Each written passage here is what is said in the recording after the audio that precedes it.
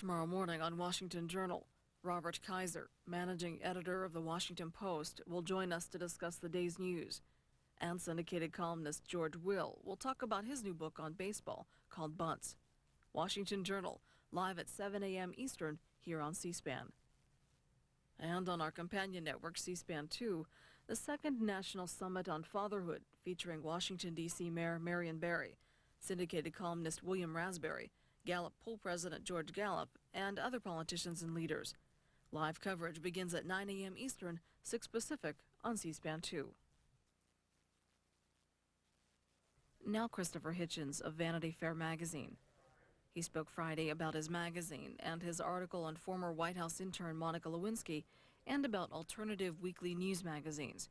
His comments are part of the Association of Alternative News Weeklies' 21st annual convention and last about an hour, 15 minutes.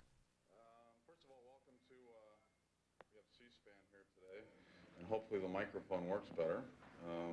We have someone to make sure that the mics don't squeak like that. Anyway, our speaker today is Christopher Hitchens, who's a contributing editor of Vanity Fair.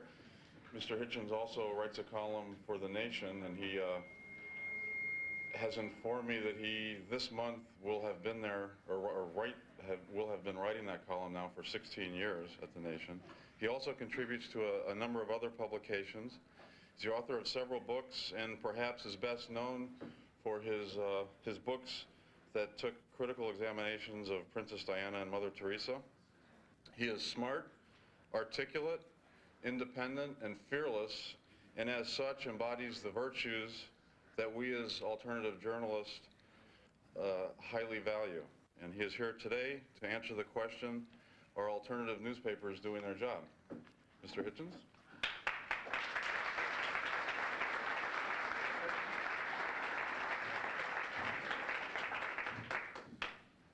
Thank you, Richard. Very handsome introduction. I know that Jennifer Flowers once entered a Marilyn Monroe look-alike contest, and I feel a bit as she must have felt, following as I do immediately on a speech and presentation by Cy Hirsch, who has always been one of the terms I don't propose to use today is role model, but has always been a real example to anyone who wants to use the power of words and language and reason for the purposes of justice and democracy, and also just for the pleasure of seeing the wind let out of certain major bags. No animals will be harmed in the making of this speech, but certain other phrases will not be used either. Role model is one. Fragile truce, I won't say. Emerging consensus will not appear.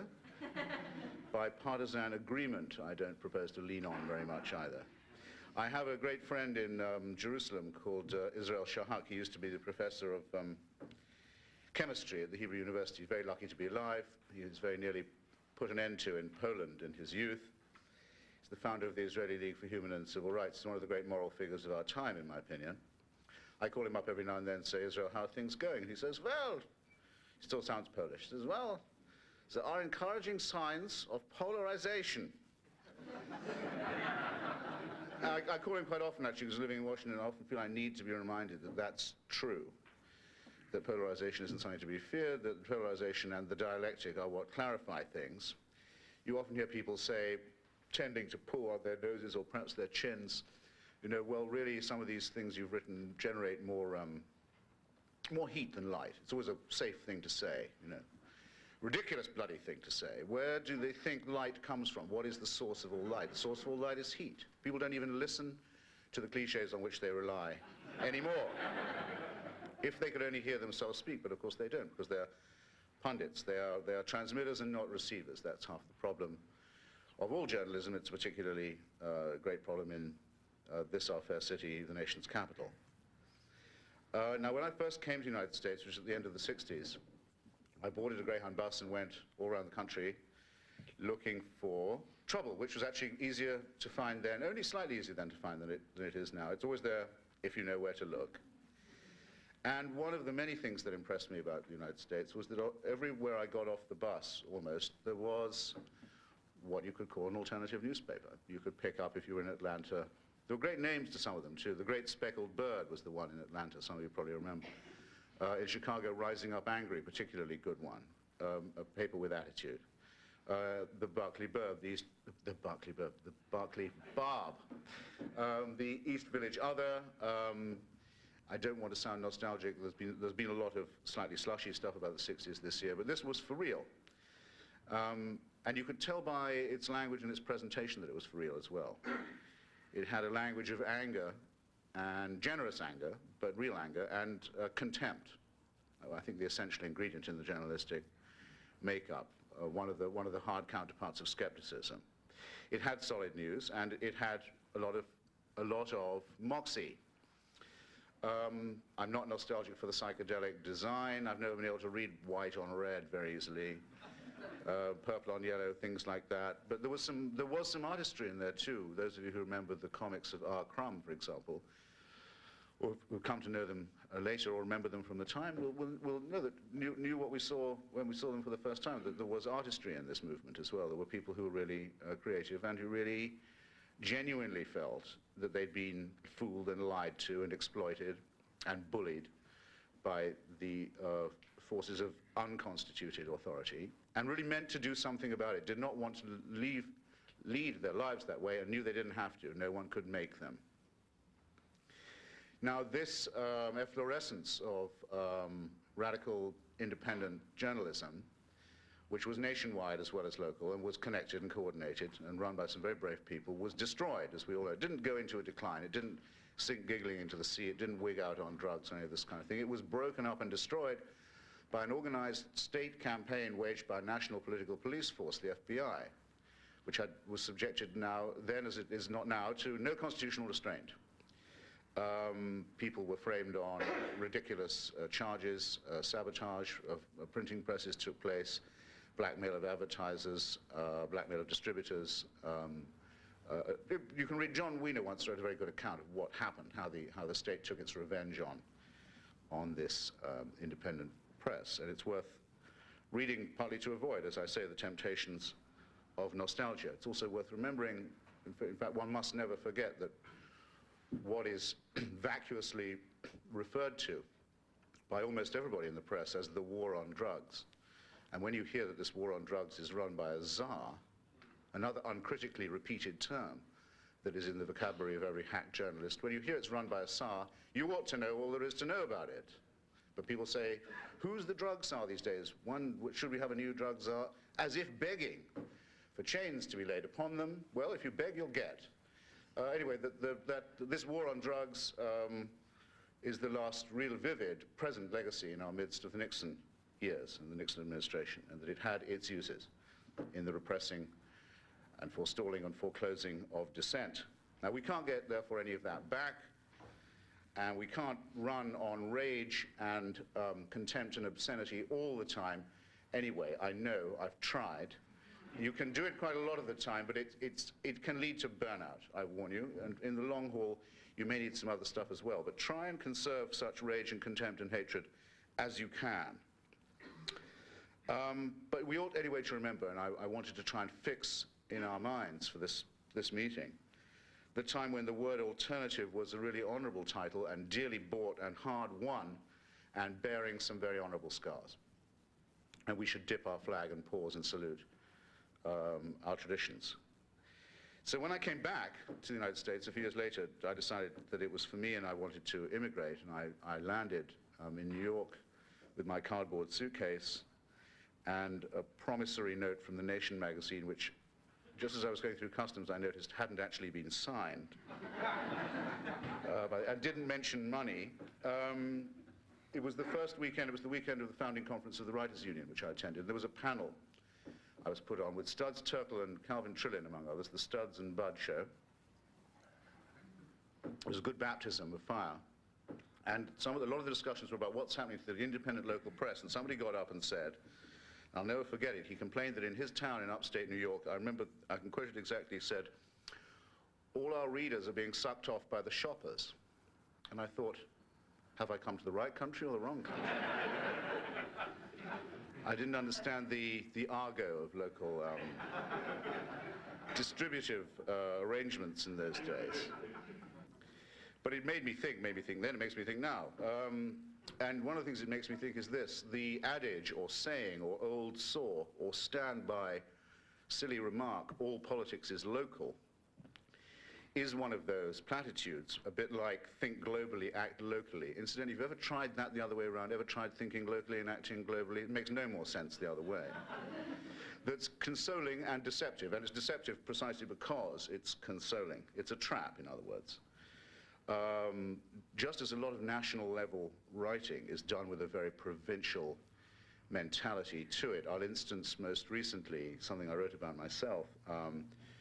When the Clinton-Gore administration claimed to be taken completely by surprise by the Indian nuclear explosions and said, well, we wish the CIA had told us these were coming, every single journalist in Washington swallowed it right away, never asking themselves, why is it that very often you find that a government would rather admit to ignorance so great that it would be almost impeachable than the contrary, which would involve, if knowledge would involve the admission of some responsibility.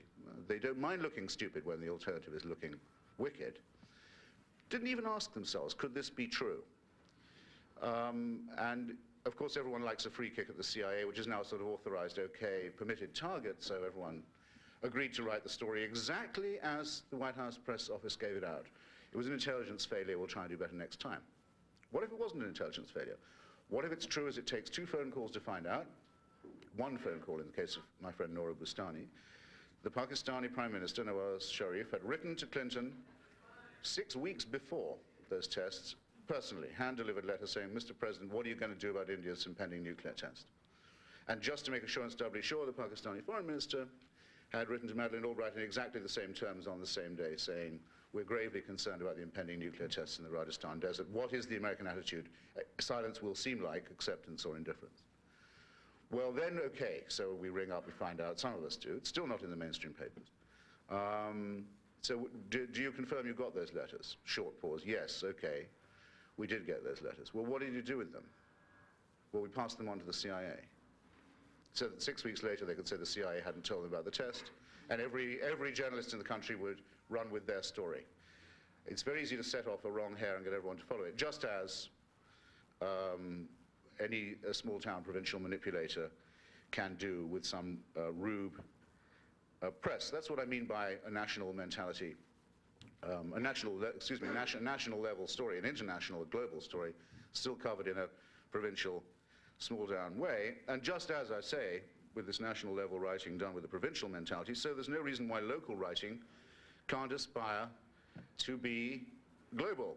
One of the great stories of the last year, it seems to me, of the last few months in fact, but it's been building for a long time, is that in spite of an announced congressional cutoff on such activity, the United States Special Forces were training the Indonesian Special Military and Political Police. And it's some months now since Megawati Sukarno Putri, the leader of the Indonesian opposition, wrote an open letter to our great president and leader of the free world saying, I should like to know, for one thing, against what enemy these troops are being trained, and these special police forces. Indonesia is threatened by nobody. It has no external foe. It's threatened by no invasion. Indeed, it rather tends to invade other countries, such as East Timor. Good question. Now, those troops were being trained for a long time in the United States, and the people who trained them were being trained for a long time in the United States. That must have been happening outside somebody's little town somewhere. And it seems to me a shame and a reproach that the story was missed. It was missed because people were not looking for it. These stories do not present themselves. There has to be a suspicion that the government is not on the level. Now, you have to be able to think of your own government and your own state as potentially hostile, as perhaps unwilling to tell or economical with the truth. And you have to keep the powder of your rage and contempt in a permanently dry condition. It's the same with all writing, as a matter of fact. William Faulkner was able to describe really the whole of the human condition by focusing only on a small, hermetic, mythical county in the Deep South. And now we have, as president and leader of the free world, a uniquely cheap, small-town, small-time character who incubated his political style over many, many, many years in a small state. And it seems to me that newspapers or magazines that consider themselves to be local and alternative should have been able to present us with some early warning clues about the Clinton narrative, the Clinton MO, the Clinton style and the Clinton one hand washing the other. I went down to Arkansas myself during that election campaign to try and see what the alternative press had on file. It was pretty thin, I've got to tell you. And that was, it seems to me, that's an intelligence failure. We should have had early warning. And here I think the failure is cultural. Despite the fact that the large majority of Americans live either in major conurbations or in suburbs, and that an increasingly large number of Americans live, in effect, in the international and global economy, and it barely matters what passport they hold or citizenship they hold as to how they actually operate. There is still a tremendous cultural lag whereby in politics a politician feels they must stress small-town, hick roots, what Sylvia Plath calls in The Bell Jar some manic depressive hamlet, such as, for example, Hope, Arkansas, or Nowhere, Nebraska, or wherever it was that Robert Dole claimed to have come from and rushed back to revisit. This small-town routine is, I think, this mantra is both an anachronism and a curse, and it brings with it a petty and unimaginative mentality, and I think it's particularly incumbent on those who feel that they are grassroots, another phrase that requires interrogation and is used always as a cliche and always as a rather warm and fuzzy one, to be very much on their guard against this temptation. Now, I was asked to judge the prizes of you all in a couple of categories, and did do so, and I've got some observations on this too. First, there are far too many damn prizes in the journalistic profession. We're much too keen on giving each other awards. This happens at all levels of the trade, in radio, television, and print. It's like party favors or a caucus race in Alice in Wonderland. Everybody's got to get something. No one must feel left out. I think this is a weed that is spreading much too fast, and prizes should be awarded much more sparingly. And one of the curses, of course, is they have to be awarded every year. And it won't be true that everyone ought to win a prize for journalism every year. If you award them every year, it'll mean every year someone gets one who doesn't really deserve it. And I can tell you in some papers, it's really bad, because if you have won a prize above a certain level, you're practically unfireable. And there's a sort of log jam and clog up further up the pipe of people who once won a prize and now cannot be flushed out. That's the first thing. There is an upside, actually. In my opinion, probably quite a lot of mainstream papers would do no investigative reporting at all, wouldn't maintain even a team for it if they didn't think they might get a Pulitzer. But who wants a Pulitzer? When Murray Kempton got his, I sent him a letter saying I thought no less of him for doing so. Second, there was a lot too much small time. I don't mean small town, but small time emphasis in the stories. At a time when, after all, most mainstream papers, if not all, are more and more stressing that they cover the local stuff, that they do the details, that they're out there in the burbs. The LA Times is always saying, you know, we're much better than the Orange County Register at doing the, you know, the local story. It's not enough just to be local. And third, too many of them were written, and this is my main point, were written as if they would like to have been accepted by the metro section of a mainstream paper, and indeed could have been. And in fact, if I had them as printouts and not on the reprinted page, I could have easily mistaken them for that. Now, to be alternative, you have to be able to avoid the debased and the deadening style, the leaden, pre-digested language of the consensus. If you find you've said, when you're investigating some local puke or national puke, questions remain, or that the rumors about him, which are never rumors, by the way, they're always true, and it's always worse than you suspected, if you find you said these rumors are disturbing, watch the hell out. In my opinion, it's just a theory, it's only a theory, but the cliches are actually waiting inside the keyboard for you. They're there already. They're programmed in.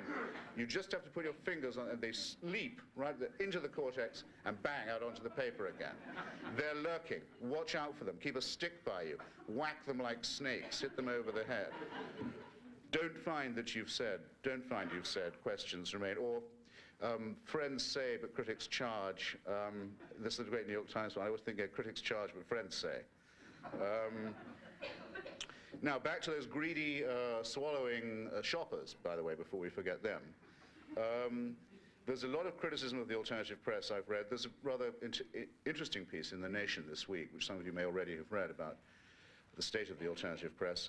A lot of criticism for accepting money for advertisements. Well, whatever next? I was shocked to discover this had been going on. We wouldn't have put up with that at the Great Speckled Bird. I think this is just a stupid, false issue raised by pious people who've no real interest in kicking any bottoms at all. There's no conflict of interest involved. In any way, conflict of interest is not in our society the problem. The problem is the ghastly, gruesome, enforceable harmony of interest that we're all expected to feel, as if society was a bloody family, and that the whole of America would one day be one great, big, enjoyable Disneyland. That's the future that's being prepared for you, and there'll be no conflicts of interest there, you can bet. Don't worry about the conflicts of interest, and be proud of the alcohol ads and the tobacco ads and the sex ads too. You should be proud of doing the ads that no one else wants. That's part of being alternative. It would just be nice if you tried to produce papers that read more as if they were written under the influence of these things. What you've got to be on your guard against is not pressure from the delinquent ads, in other words, but from the respectable ones, from normal commerce and okay received opinion. Now here I declare an interest. I have a friend called Dan Perkins, known to some of you as Tom Tomorrow, who's a very good cartoonist who shows no interest, it seems to me, at all in becoming domesticated. And some of you run him, and more of you should, and some of you don't run him anymore because he ran a rather witty cartoon showing the Baroque outlines of a Roman orgy, which is his own rather clever adaptation, a reproduction of a classical picture, in order to give his opinion of the Washington Lewinsky blowjob fest. And the Oklahoma Gazette would run it, but its publisher and some people in the local community wouldn't have it. And here's what the local community leaders thought. Oklahomans for Children and Families, OCF, is lucky in having a man called Bob Anderson as its leader. And when asked if the cartoon appealed to his prurient interests, you have to be asked that if you're going to go through the absurd rodomontade of testing for obscenity, which you shouldn't do. Shouldn't allow the first step of that inquiry to begin, but never mind. Anderson said that it didn't, but that he thought it might appeal to others. That, by the way, is the definition of pornography. Otherwise, if that wasn't true, the censor would have to be the most corrupt man in the country, because he'd be the one who'd be forced to read it. And we couldn't have a corrupt censor. Now, could we? But, he thought, he mused, it might teach a girl to try oral sex with another girl, or someone might say, I haven't tried anal sex. It might turn someone else on. Now, this deeply distressed and distressing man isn't worth a moment's consideration, right? He's absurd and sinister on his face and needs devoted professional help and some expensive operations. But no, he has it all his own way. The publisher of the paper, of the Oklahoma Gazette, is a person called Bleakley or Blakely. And he says, musing again, had I been asked about running the cartoon in question, I would have said not to run it. Not because it was obscene, but because a significant number of our readers would have found it offensive. Mistakes in judgment sometimes occur. Measure us by how we respond to the lessons we learn, not by the mistakes we make. This is a love slave, right? This is getting really seriously indecent. Now, because he is a lawyer and because he has contracts with the school board and so on, I won't give you the whole story. They not just apologize and grovel, they cry before they've been hurt. And the cartoonist, Paul, doesn't look as if Tom is going to be in that paper again. I say that's an absolute disgrace. Don't be a journalist if your intention is to be inoffensive. Inoffensive is a synonym for innocuous, harmless.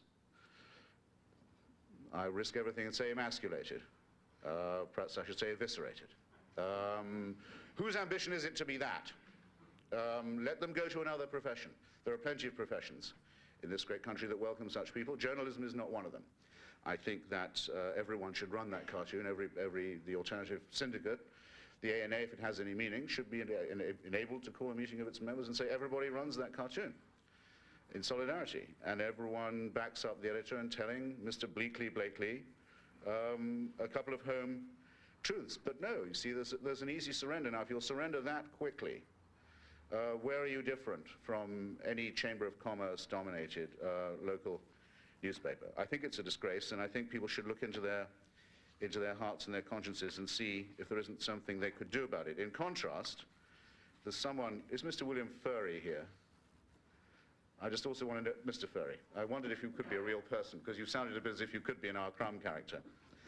But faced with similar pressures in Illinois, he wrote like this, and this is a bit more like it. He says, ironically, often the introduction to a bad sentence, ironically, but not in this case.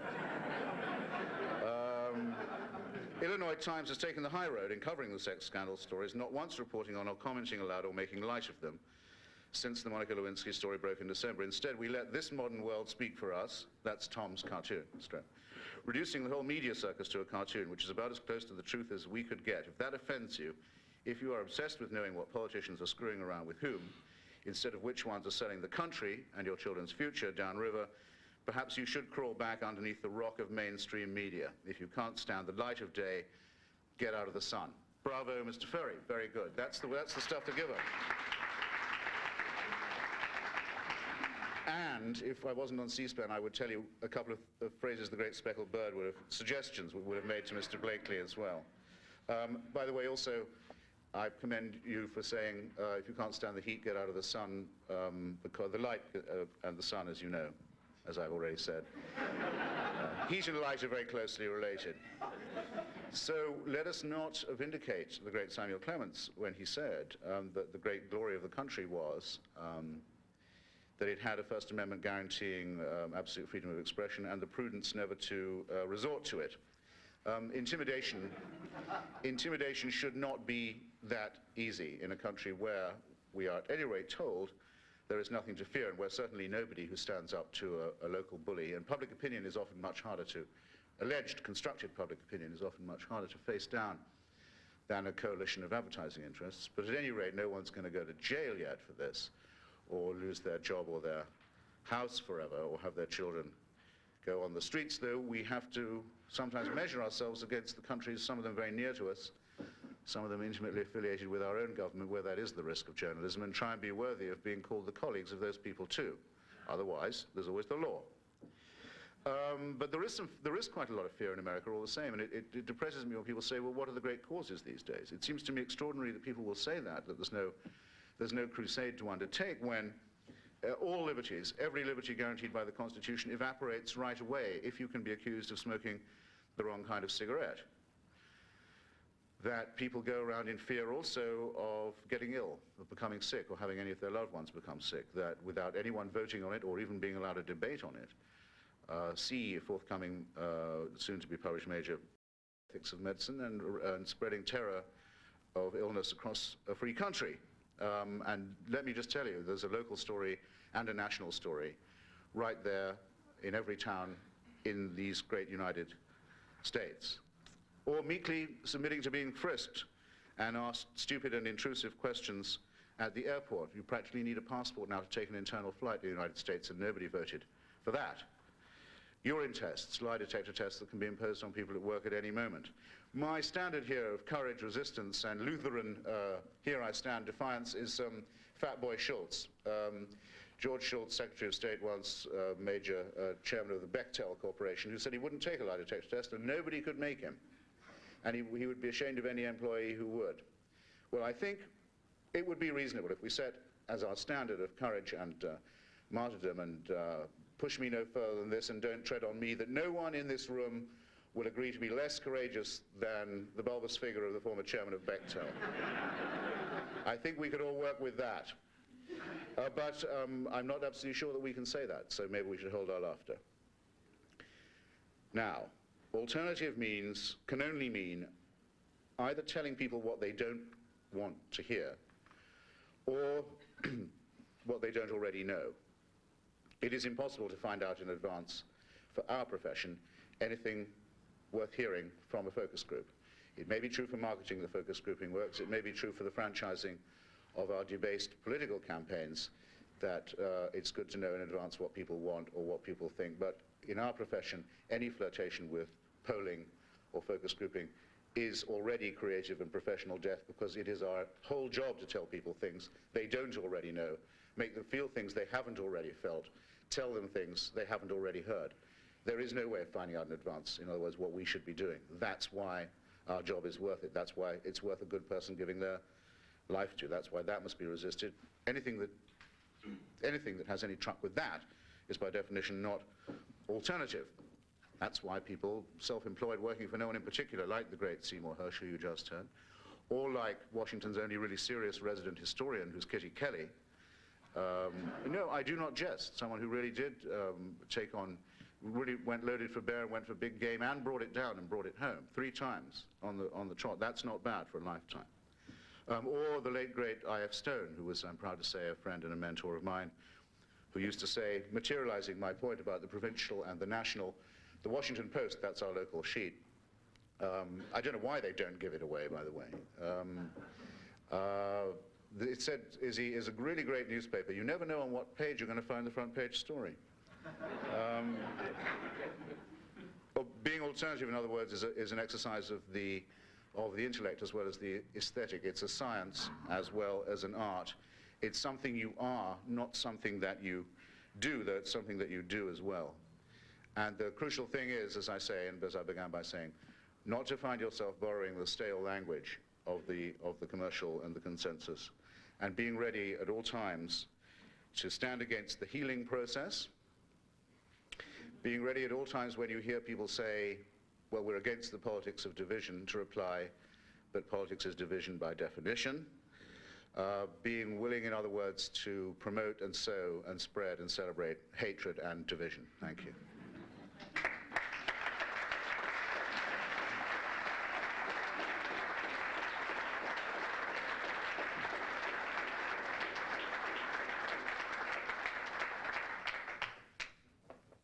Well, I'm all yours. I have no members of the immediate family here, so you may not think it's invidious if I recognize questioners, but maybe someone would like to do it for me. Well, if there are no questioners, the question's moot. Okay. Richard says it's okay if I take questions. But as I say, sir. Is there anything the government does about which you feel in any way comfortable? I was asked if there was anything the government did about which we can feel in any way comfortable. I feel there may be a hook somewhere inside that bait. But, well, actually, you know, I discovered when doing my piece on HMOs that one of the things about a health system, a health racket that leaves nearly 20% of Americans uncovered, that one is surprised to find conservatives not minding about, is that it forces some people to stay on welfare, because if you are on welfare, you're an automatic Medicaid recipient. And Medicaid is better than quite a lot of the HMOs now. And it's also much cheaper. And the government manages to deliver that service. You know, it's not many frills, but reasonably efficiently and effectively and comprehensively. I think it also does quite well with the mail. I don't think it's bad that, you know, for 37 cents or 32 cents, you can get something hand-delivered the other side of the country in a couple of days. I think that's good service. What I don't think, this may just show my age, I mean, it's partly because of the time when I was growing up in the 60s. The main thing that one learned, and it's once you've learned it, you never unlearn it, is that all these people in the ministries and the planning rooms and the skunk tanks and so on around Washington don't know any more than you do. They're bluffing. They're getting through the day the same way as you are, wondering how it's going to play out. Their power is meaningless, and their knowledge is pretty empty and scanty. And to cover this up, they lie all the time. And so, how could it be otherwise? I mean, how likely would it be that the people in charge were there because they knew better than you, or were better people? I mean, very unlikely indeed. Yet how much of what they say is repeated uncritically as the news, because they said it was the news. The spokesman said it yesterday, it's on the front page. Well, let's make it easier for them if we can.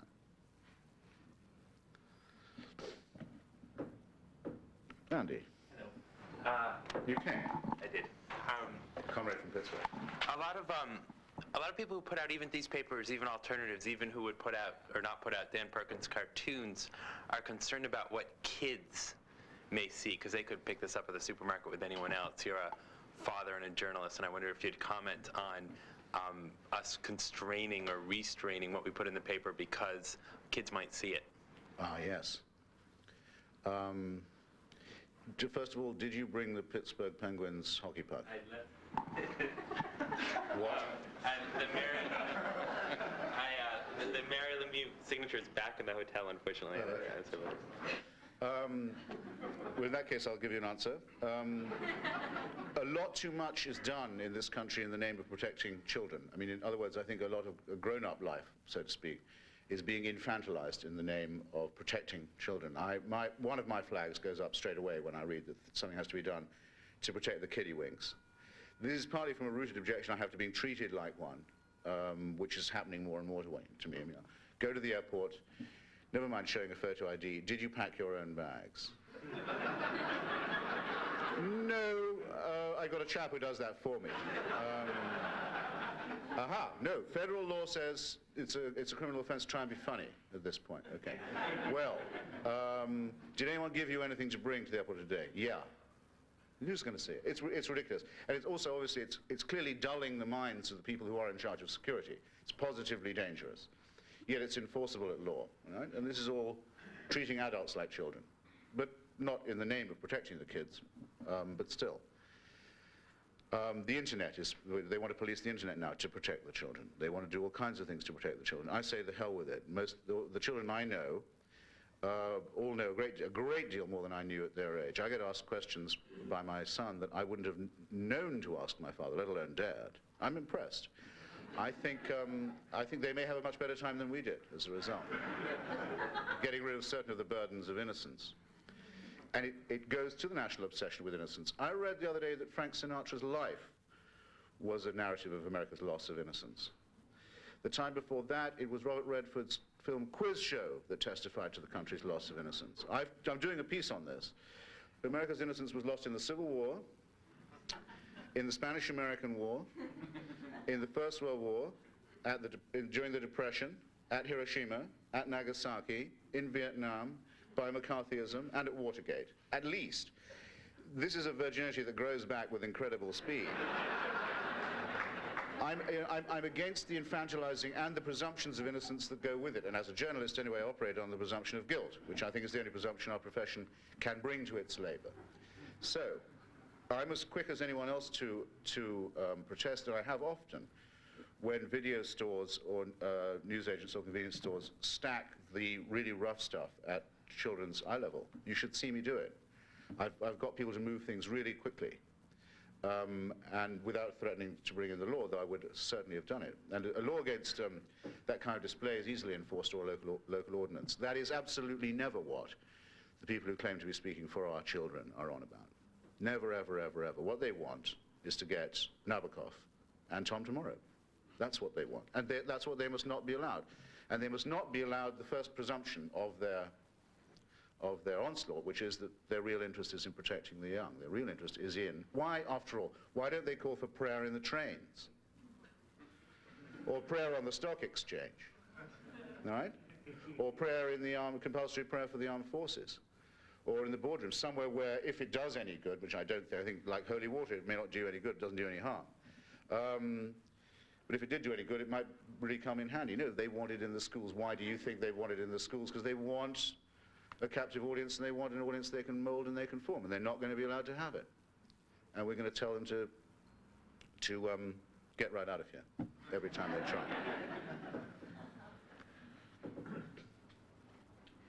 Sir?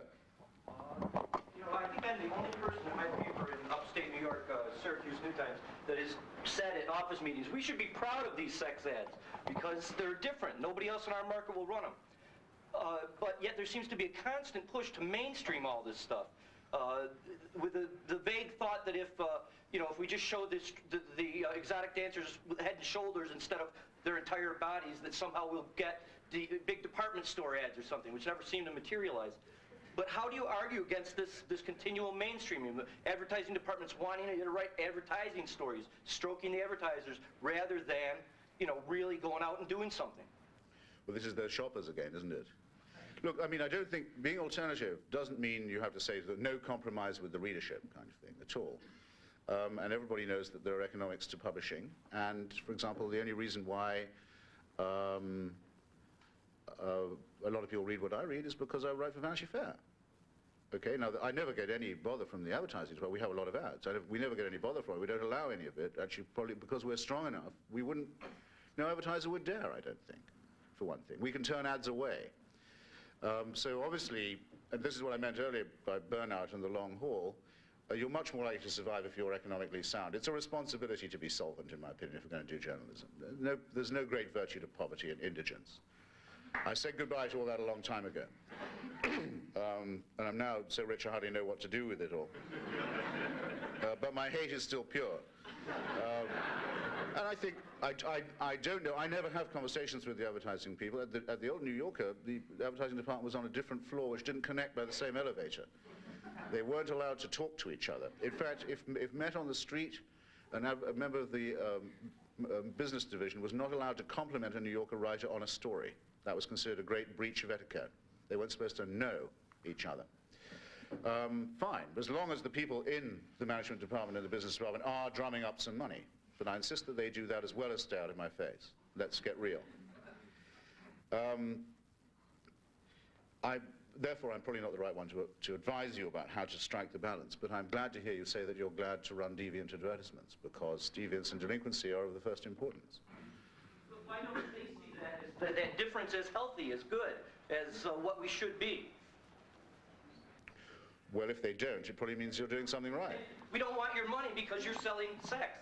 I mean, to me, I say, go out and get that money and give me a raise. Yes. You got me.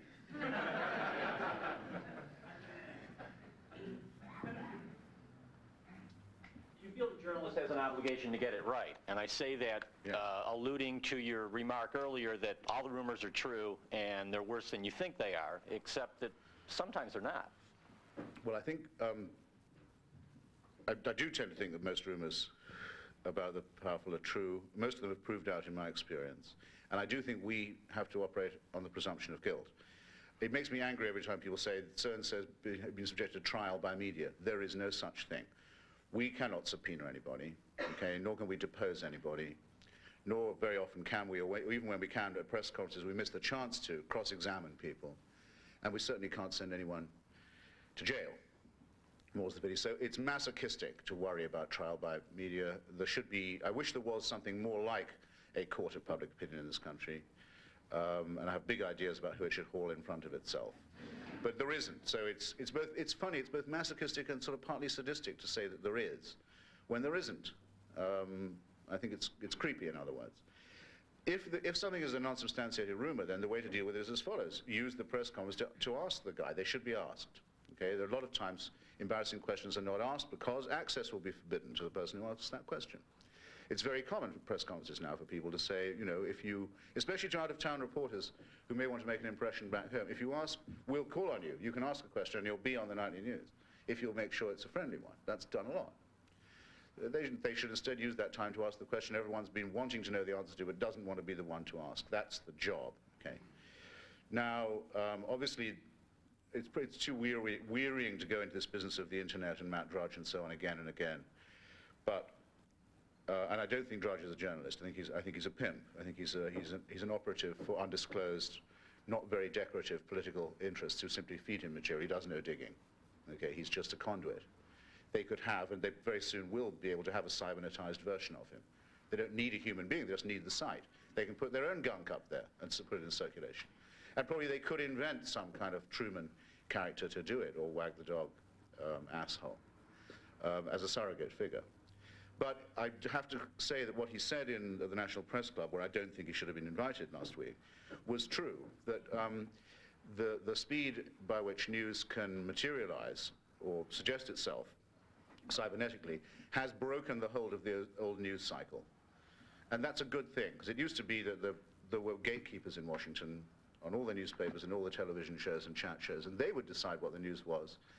And if people didn't want something to be news, everyone knew that the White House would put it out in the Saturday afternoon release, and all this kind of thing, and that was all clearly understood and part of the rules, and the people who did it went and played golf with the people who put it out. And that's over now. They can't do that anymore. They've lost control.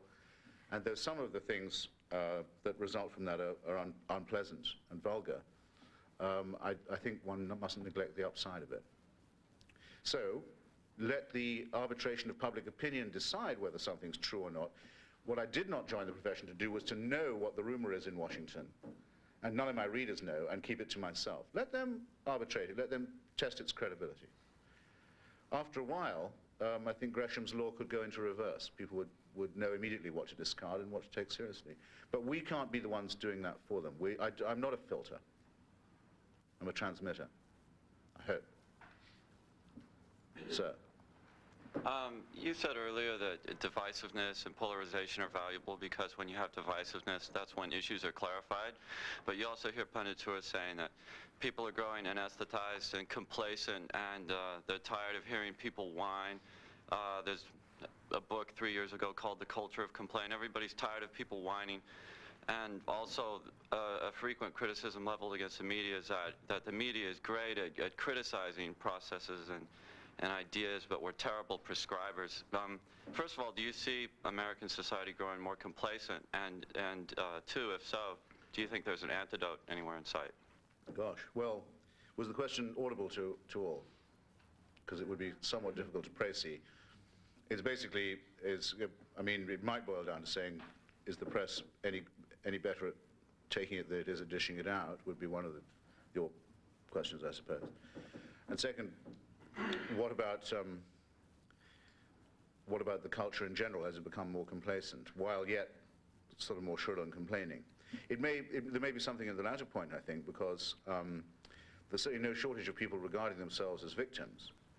And that's what Robert Hughes's book was about, The Culture of Complaint, and I thought it was good. There's a lot of self-pity around. There's no question about that. But there isn't very much interest in the predicaments of others, and there isn't, I think, any belief that things would get better if anyone really seriously politically complained. The nerve of outrage seems to me at the moment to be somewhat dead. Let's perhaps more hopefully say dormant. I've often wondered what it would take to shock people into action. I mean, just it did seem to me that the news that in spite of a much delayed and overdue congressional ban on it, that Americans were training with the knowledge of the Defense Department death squads in Indonesia ought to have got people annoyed, but it didn't. Part of it is what we call in Washington post-Watergate morality. It used to be people didn't believe the government did this kind of thing. They really didn't believe it. They thought the government was on the level. And when, under the real sledgehammers of evidence, they found that wasn't true, for a while there was a reform movement in Congress and in the press and elsewhere, and there was a bit of a house cleaning. After that, people got cynical, and so when you told them, hey, guess what? Politicians are openly on sale in Washington, they'd say, well, so what do you expect? Or wake up and smell the coffee, or some other wised up remark, as if, who doesn't know that? That's quite hard to mobilize, that mentality, because it's cynical without being enraged or hate-fueled, to meet my two tests. It is difficult. I predict that there will be a rebellion against the health exploitation racket. In fact, it seems to be already building. But there's an element, obviously, of self-interest in there as well as of compassion. So we have to keep our powder dry for better days. Ma'am. You made a reference to focus groups and how that's not really a place for journalists. It made me think of what's happening, what I'm reading about what's happening in LA Times. I was wondering if you had written anything about that, or... I haven't written anything about the LA Times, though when I was teaching at the journalism school in Berkeley earlier this year, we did have the editor up there. He came because we sent him such a long letter of complaint about the paper. He came up and spoke to us. It actually was quite interesting. He feels his job is to please, okay? He wants the readers to like the paper, wants them to feel at home with it, wants it to be easy for them to read, all that kind of thing. You can't, I mean, within his own what should we call it, his own universe of discourse, he's perfectly correct. I didn't join the profession because I wanted to be liked, okay? Nonetheless, I've become incredibly popular. I have more friends than I know what to do with, but not by sort of being ingratiating, I hope. You be the judge of that, obviously. What can he do? He has to sell the papers. But I think he feels that, as a lot of people do, that it's best if you can to find out what people would like. Now, I don't know, I mean, see how, play out, so you're having a conversation with a stranger you've met in a bar or on a plane, and you break off and say, excuse me, I've been trying for the last 5 minutes to make a good impression on you. Would you mind just telling me if I'm succeeding or not? Well, This has a long way to go before it's cretinous, okay? But that's the method. That is now the method by which politics and business, and I'm afraid a large amount of journalism, is actually consciously run. I went to a TV focus group thing in Bethesda the other night. I was lucky to get a mailer thing saying, inviting me. Dear telly viewer, etc., don't watch television. You can shape the future of television in America. It's one of those. So I thought, I can't miss this. And they offered us various tampons and douches and cold sprays and inducements to watch some terrible, I think possibly even faked previews. And then a huge questionnaire on our buying habits. It was so obvious a ripoff. But everyone in the room acted like a complete zombie, and I thought, this is the pornography of the Democrat. This is learning to hate and despise your fellow citizen. This is watching people behave like absolute cattle. I couldn't bear it. They obediently did everything the MC told them to do. I hung around at the end, and everyone was outraged. They thought they'd been brought there under a false pretense. They were very critical of everything that had happened to them. A waste of time. They'd never come again. What do they take us for? But the marketing people have walked off with a huge pile of stupid answers that they got just by asking stupid questions, and they'll say that's what the people want. You count on it. Now, you need a certain fortitude to resist that. Many people, in their dreams, we've all had them. What do we do when the big test comes as a journalist? You know, when the big squeeze is put on you not to tell the truth or be brave. If you haven't had this fantasy, you ought to start thinking about having it.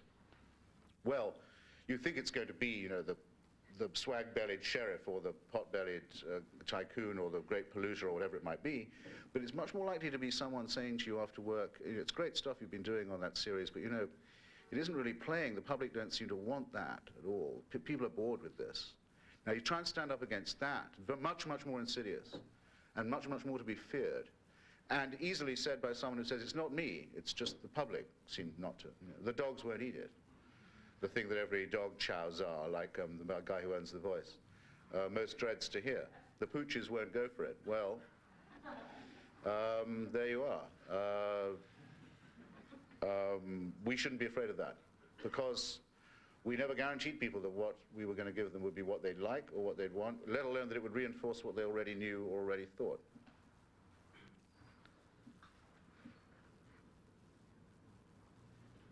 What are your thoughts on Steve Brill's new magazine content?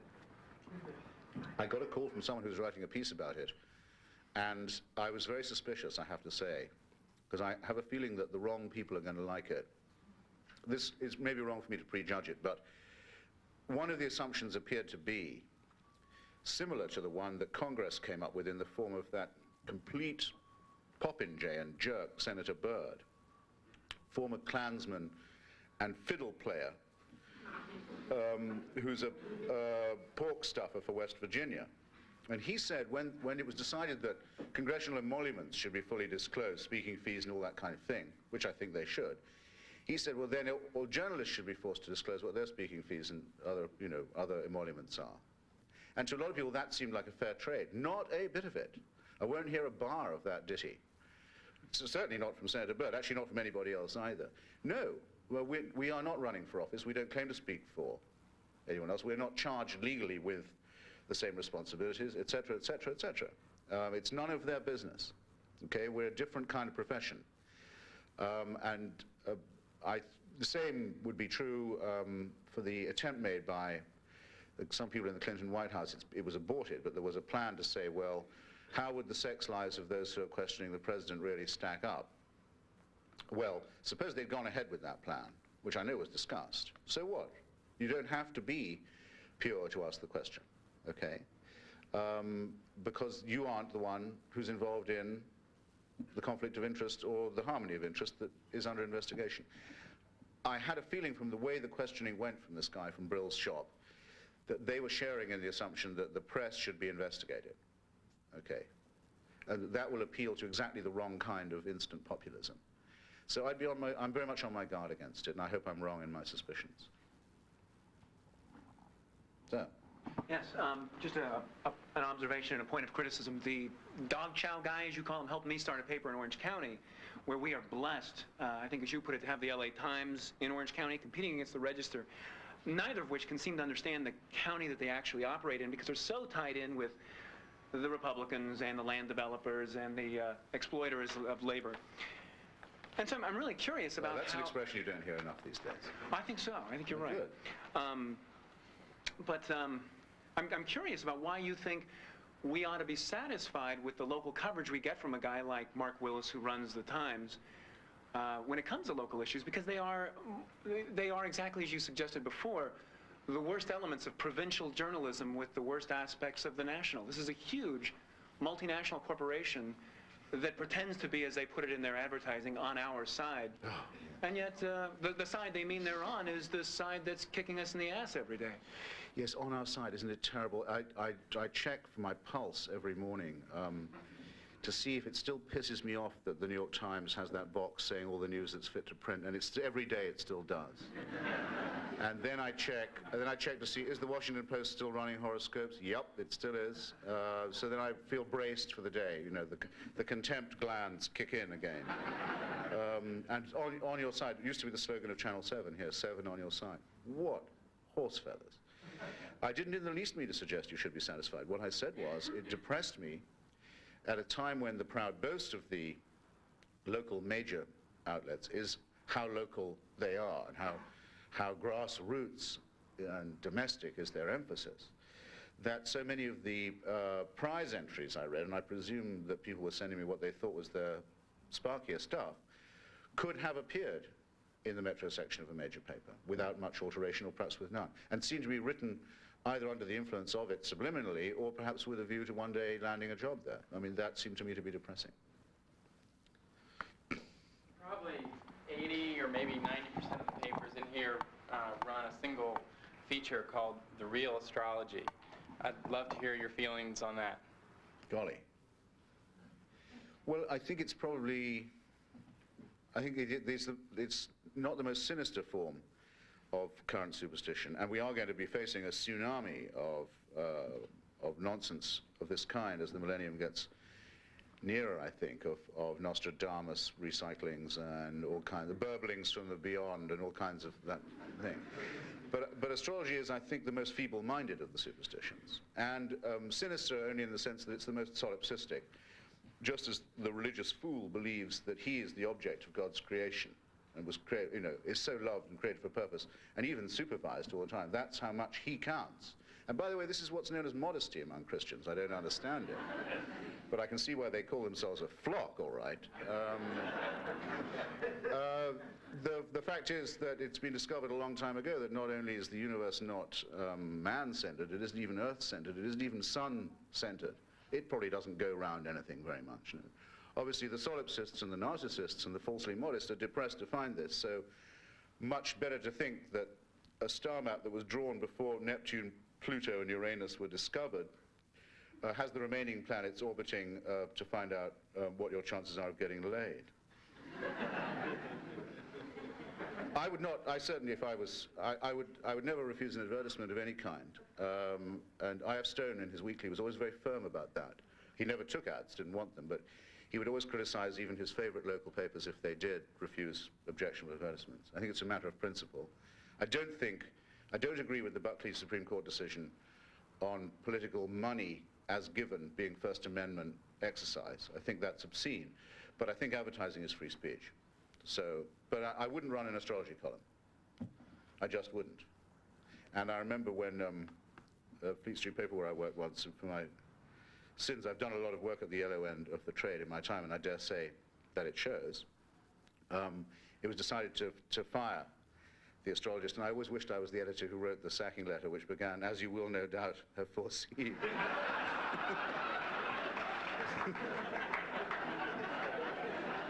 Fleet Street was a very heartless place in those days. That's how I'd get rid of mine if I ever inherited an alternative paper. Yes?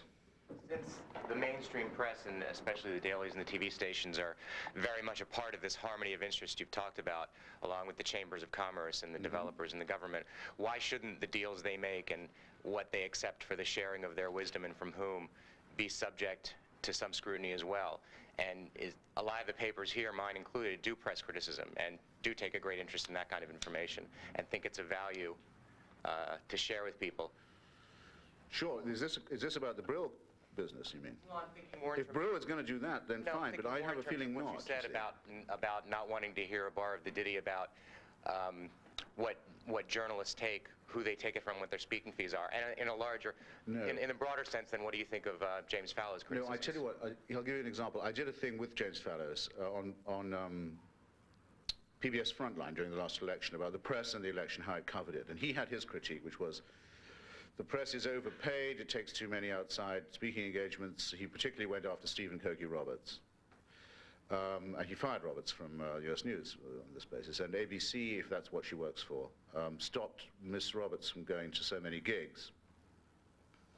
And I had my take on why the press was covering the election badly, and my take actually was that you could never make an honest confrontation with the political money racket, since all that political money is raised to be spent on the media, after all. They don't raise it to keep it. They raise it to give to the mass media. So that's why there was a real problem, and other problems too. But there was also a problem with the language and the assumption that we made that the primaries were really primaries, that the conventions were really conventions, when they were media events set up only to please the profession. And therefore, it was wrong to complain that they were theatrical and staged, because it was at the behest of journalism that was done. Ted Koppel wanted an uncontroversial, smooth convention in San Diego, and when he got it, he walked, because there was nothing to cover. But that's an irony. Okay, now, so I don't care if Cokie Roberts goes to the National Association of Whatnot and gets some money on the side. I would mind if she kept it a secret, but I don't think you can keep such an appearance a secret. And Jim Warren of the Chicago Tribune has done a very good sort of count of all that. It's worth knowing. But the other day, the Promise Keepers came to town, and there was a big to-do about it. And then, for once, I watched the show the next day that discussed it, and it was the one that Roberts and Donaldson are on. And someone said, well, it looks like these people have a political agenda. They went back and forth about what it meant, the Promise Keepers. And they're not just here to be good guys, but they have this agenda of patriarchy and fundamentalism and so forth. And Cokie Roberts, who was anchoring it, as I remember, said, well, but they just say, Sam, or whoever it was, that they've come here to witness and be better people, and I just say we should take them at their own face value. Now, I would have fired her for saying that. Not because of what I think about the Promise Keepers, but because a very good definition of what a journalist is not is someone who says, you take the phenomenon at its face value. I would have called her up and said, I don't care how much money you've taken from, you're fired. Okay, walk, pack. You're out of the building by the end of today. You're not in our profession anymore. You know? But now that, you see, that is never going to be attacked. That's fine. The top of the news is what the press spokesman said yesterday. Fine. No one's going to be criticized for acting as a megaphone or a stenographer for frauds, or professional liars, anyway, people who come on to tell you that they're trying to put the best face on things. Then you say what they say is literally the news. No. That's where the problem is. The other stuff is all a distraction. And there's no reason why, I mean, I go a long way with Ben Bagdikian and Mark Miller and the other people who've written about the extreme conglomeration of ownership and so forth, but nonetheless, there is no reason why a person working in those milieu can't write and produce a perfectly decent story or item if they have any guts at all. Okay, they must not use that as their excuse for not doing it. But a lot of pabulum is produced by people who are under no pressure to do it. They cannot make you be a megaphone. Okay, that's what you have to police yourself, not other people. In other words, is what I'm saying. And watch for the cliche count and watch for the consensus level in your bloodstream and all that. Really watch out, because it can kill you. Yes. I think you should know that Cokie Roberts was the keynote speaker of this group several years ago. What did she get paid? Do you happen to know? Probably a lot of money, so that's the kind of organization that you're dealing with. I think you made a very good point about awards being party prizes. And tomorrow, the orgy of self-congratulation here will be indicative of that. My question to you, though, is you say Matt Drudge shouldn't have been invited to the National Press Club, as if the National Press Club was a sacred institution. Look at the membership of the National Press Club. Look at the hacks that are in the National Press Club, why in the world shouldn't Matt Drudge be invited? Well, actually, you're quite right. I shouldn't have put it. It was pompous of me to put it in that way. He has every right to be there. Probably fit in like nobody's business. I think it was wrong to invite him as if he was a journalist, as a phenomenon, perhaps. No, it's terrible. I mean, the National Press Club. Really, what irritated me was that they continued with him there to have the practice of no live questions, no one getting up and saying, "Hey, you," but write them down, pass them along the table to the chairman, who painstakingly reads them out in this deferential way. That gives any natural advantage to the platform and is incredibly easy to manipulate by any speaker. I mean, the last time I went to one of those lunches was, I was working for Robert Maxwell at the time, a paper called The European that he owned, and he was the guest of honor.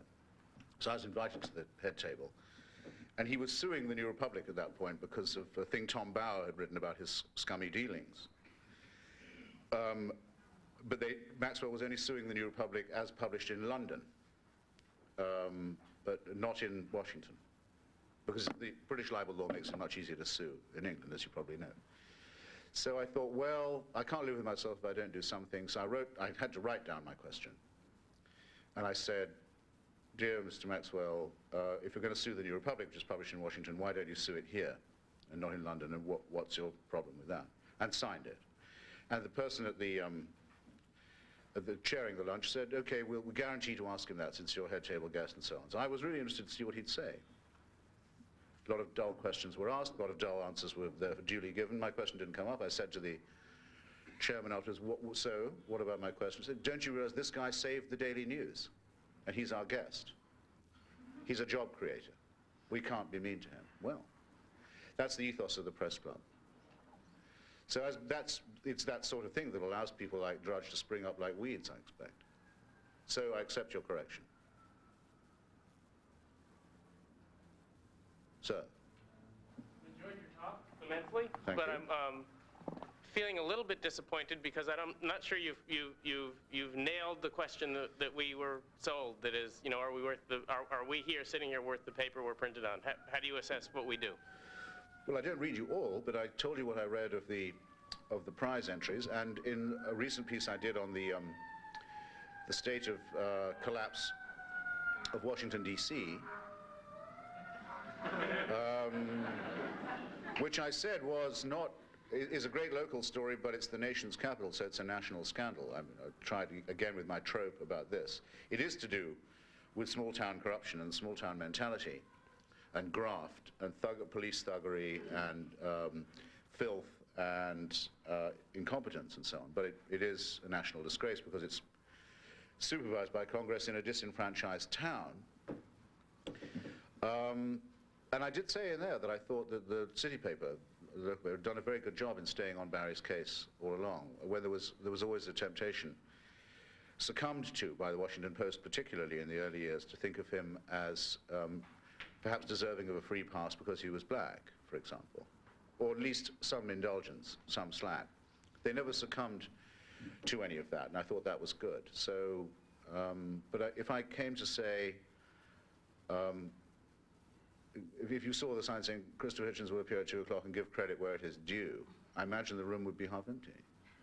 I certainly hope so. One more, I'm told. Sir. Yes, there's been a lot of commentary in the daily press in the last few days about the forthcoming photo spread of Monica Lewinsky photos in Vanity Fair. And most of it has focused on why on earth she and her now ex-legal team would have made the decision to go forward.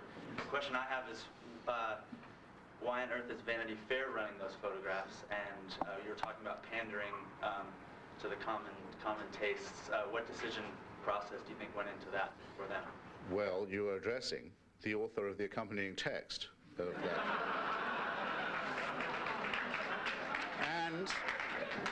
And when you read it, I also want you to know I wrote all the captions, okay, as well as the sign bit. I'm glad that I didn't. Every word on that page is by me, including the unsigned bits.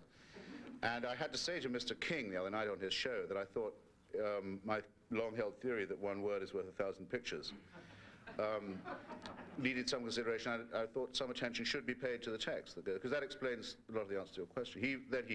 he consented to read out a couple of, I thought, rather well-turned sentences.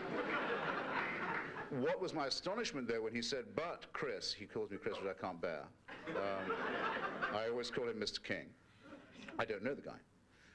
That's another thing, by the way. People who go on Nightline and say Ted, again, you already know. No, it's all very bad. The journalistic habit of referring to celebrities by their nicknames, OJ, Di, all that, Ollie, very bad. Rot, real rot, cretinizing rot, spreads like wildfire. He said, but Chris, this is, you'll have to admit, this is celeb-dom. I was flabbergasted. I was on Larry King to say that celebrity-dom should not be discussed.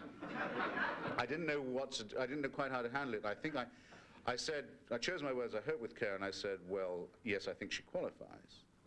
And then I said I didn't come on Larry King to run down the idea of celebrity, surely.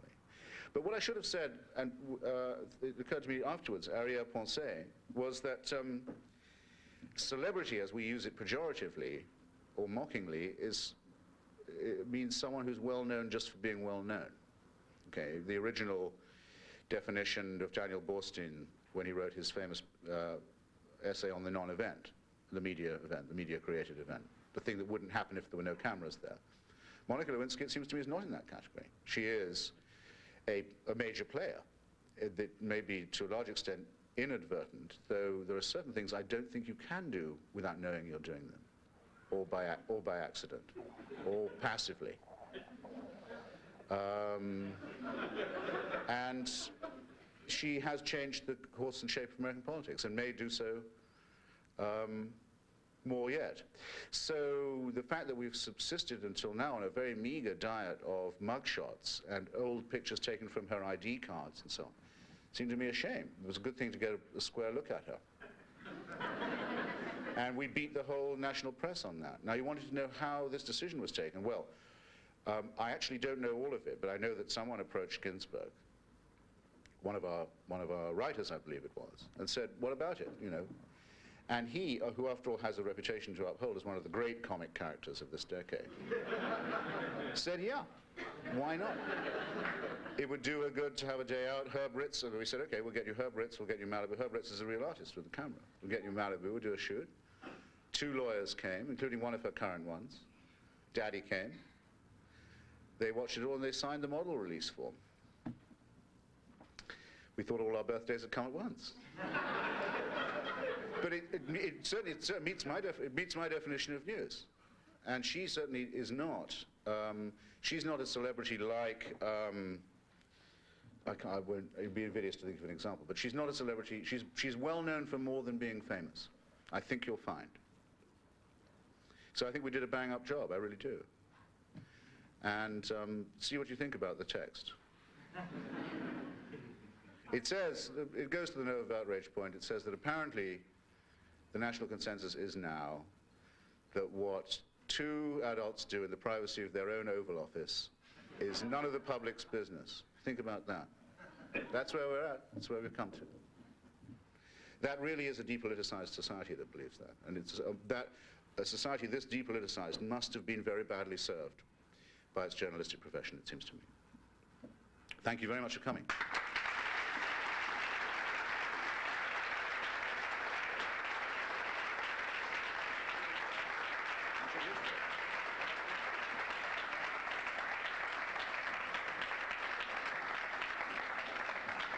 Thank you very much, Mr. Hitchens. And I should, regarding that Cokie Roberts issue, first of all, I'm happy to confess that she was hired by this group before I was hired, so it was not my decision. But I have